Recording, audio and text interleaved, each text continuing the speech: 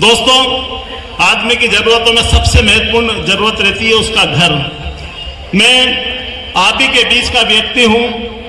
यहाँ पर बहुत सारे लोग हैं जो मेरा पुराना घर जहाँ पे मैं जुम्मापुरे में रहता था, उन लोगों ने मेरे को देखा होगा, बैठे भैया भी सामने। मेरा भी घर पहले उस दौर में एक देसी कवेलू का मकान हुआ करता था। जब ऐसे बारिश का दौर आता था, जब बारिश होती थी तो घर से पानी टपकता था, घर में कहीं डेच की इधर रखते, कहीं बाल्टी एक उस तरफ रखते, कहीं इधर रखते, कहीं रात में 3 जगह सोने का स्थान बदलते थे।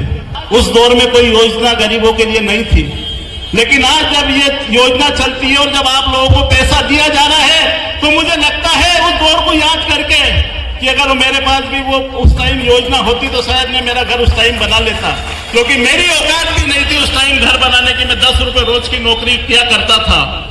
तो आज मैं इस कीमत को समझता हूं कि अगर हमारा घर ये सपनों का महल बनने जा रहा है तो हमारे कैसा महसूस हो रहा है। छोटा जरूर रहेगा लेकिन घर अपना रहेगा, क्योंकि किराए का मकान कितना भी बड़ा हो, किराए का रहता है। खील भी ठोकने जाते हैं तो मकान मालिक आ जाता है, भैया खील मत ठोके, जबकि किराया आप पूरा देते हैं।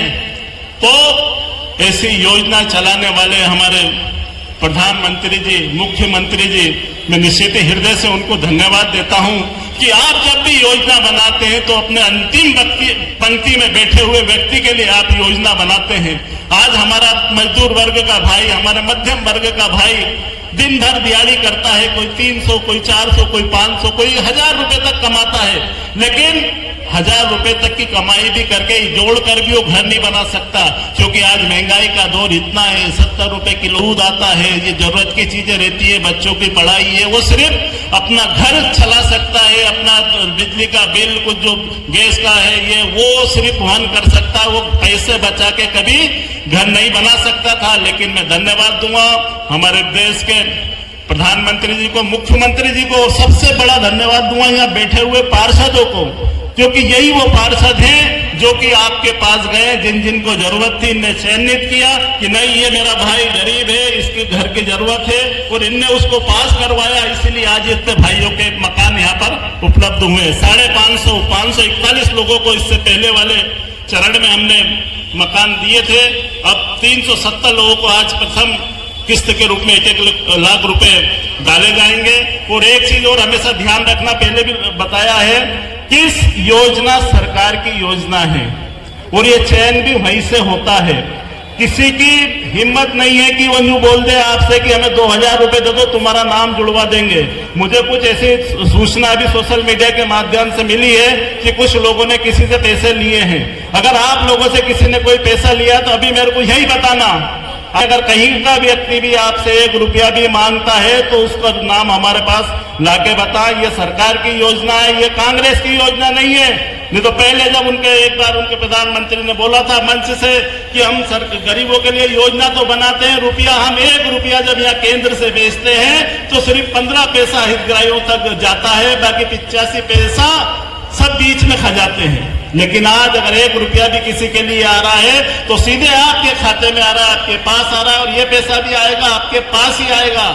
कोई किसी का नाम नहीं कटवा सकता और कोई किसी का नाम जुड़वा नहीं सकता। जितने नाम जुड़ गए हैं और जो बचे हुए लोग हैं उनको भी जल्दी से जल्दी पैसा दिया जाएगा।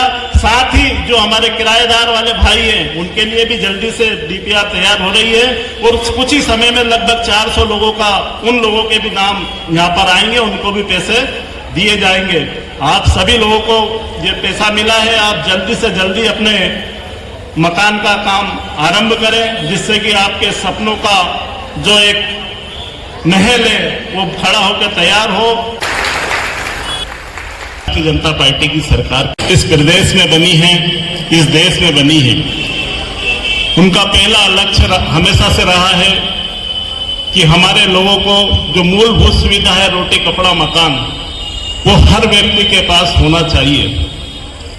आज हम देख रहे हैं कि जन्म से लेकर मृत्यु तक की सारी योजना आज भारतीय जनता पार्टी ने बना रखी है। जब किसी के यहाँ कोई बच्चा होता है तो उसको लड्डू के पैसे देने का काम भी आज भारतीय जनता पार्टी की सरकार करती है। जब अगर कोई मातृशक्ति किसी सरकारी नौकरी में है तो उनको 6 महीने की छुट्टी भी भारतीय जनता पार्टी की सरकार के द्वारा दी जाती है।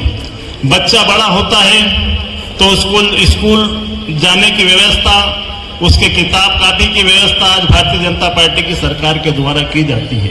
जब वो थोड़ा बड़ा होता है तो उसको साइकिल भी भारतीय जनता पार्टी की सरकार के द्वारा दी जाती है। जब और बड़ा होता है, 10वीं और 12वीं में जाता, जब अच्छे नंबरों से पास होता है तो उसको लैपटॉप और अब एक्टिवा भी देने का काम भारतीय जनता पार्टी की सरकार। और जब कभी कोई ऐसी परिस्थितियां ईश्वर करे ना आए, किसी के साथ भी ना आए कि अगर कोई घर का मुखिया, कोई घर का बड़ा किसी आकस्मिक मृत्यु अगर उसकी हो जाती है तो उस परिवार को संबल देने का काम संबल योजना के माध्यम से 2 लाख और 4 लाख रुपए की योजना के तहत उस परिवार को दिया जाता है।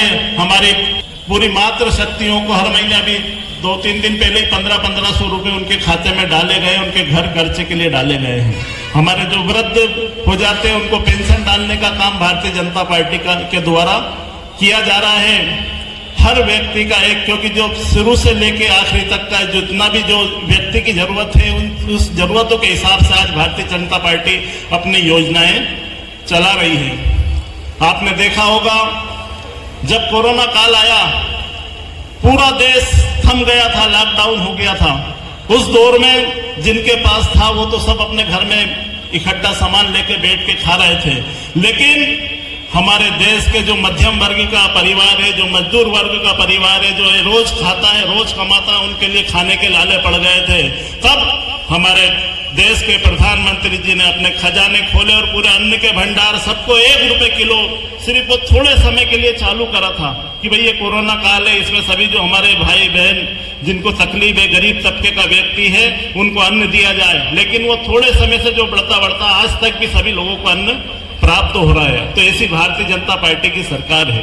जब जनप्रतिनिधि चुनाव लड़ता है तब वो एक सिंबल पे चुनाव लड़ता है कि वो बीजेपी का है, वो कांग्रेस का है, लेकिन जब वो पद पे बैठता है, जब वो आपका प्रतिनिधित्व करता है तब वो अपने उस सिंबल को भूल जाता है। वो सिर्फ आपका जनप्रतिनिधि रहता है। वो आपके लिए योजना जब बनाता है तो उसमें ये नहीं देखता है कि ये कांग्रेस का व्यक्ति है, कि ये बीजेपी का व्यक्ति है, कि ये हिंदू है, कि ये मुसलमान है। वो सबके लिए एक समान योजना बनाता है। मैं इन सब चीजों के लिए पहले तो जो परिषद यहाँ पर बैठी हुई है उनको जोरदार ताली बजाकर इनका स्वागत करें कि क्योंकि इस परिषद में जब परिषद बनी थी 9 पार्षद भारतीय जनता पार्टी के, 5 पार्षद निर्दलीय थे और 4 पार्षद कांग्रेस के थे।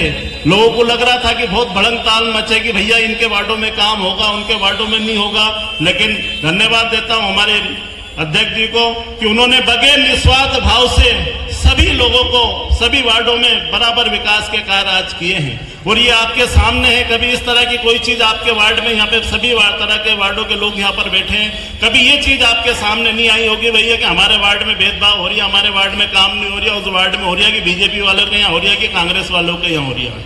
भारतीय जनता पार्टी का एक ही लक्ष्य है, सबका साथ, सबका विकास, सबका विश्वास और सबके सहयोग से काम करना है।